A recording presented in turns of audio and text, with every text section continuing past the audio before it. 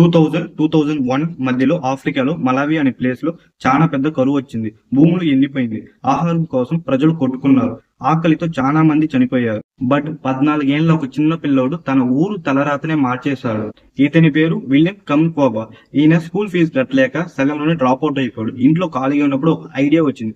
Wind turbine గురించి complete గా తెలుసుకోవడం కోసం వెంటనే లైబ్రరీకి వెళ్లి మొత్తం డీటెయిల్స్ అన్ని కనుక్కున్నాడు.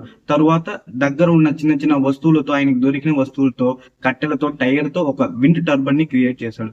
ఆ విండ్ టర్బైన్ తో బావిలో ఆ పెద్ద విండ్ టర్బైన్ హెల్ప్ తో కొంచెం కొంచెంగా వాటర్ తన గ్రామానికి తేవడం స్టార్ట్ చేశాడు. ఇది తెలుసుకున్న అమెరికన్ గవర్నమెంట్ ఈ విలియం ని ఫ్రీగా చదివించారు. ఇప్పుడు 15 ఏళ్ల తర్వాత కరువు కాటకాలతో ఉన్న ఊరు ఇప్పుడు పాడి పంటలతో ఆహ్లాదకరంగా ఉంది. ఒక చిన్న 14 ఏళ్ల పిల్లడు చేసిన ఒక ఎక్స్పెరిమెంట్ తన ఊరిని తలరాతని మార్చేది. ఇప్పుడు అతని దగ్గర 200+ విండ్ టర్బైన్స్ ఉన్నాయి. అలానే 1000+ స్టూడెంట్స్ ని ఫ్రీగా